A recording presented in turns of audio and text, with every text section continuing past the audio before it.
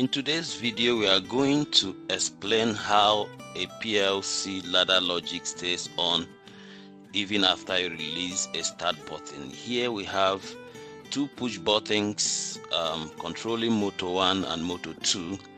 We're going to see the function of this latching circuit here, or what we call sealing circuits. It actually takes the memory of the momentary on of this motor to latch it so for it to stay on and continue to operate until a stop button is pressed. So let's quickly go to the visualization aspect. So we have the two push buttons made to control these two motors.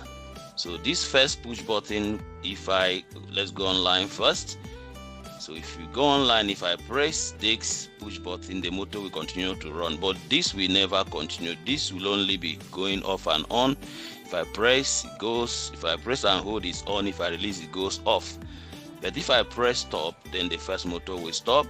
So what is the logic behind this? Is this latching circuit here that makes the motor to continue run even after this push button is released. So that's the importance of latching, and it is used in most of, or in fact in all the motor control system, because most of the motors we have uses push button instead of switch.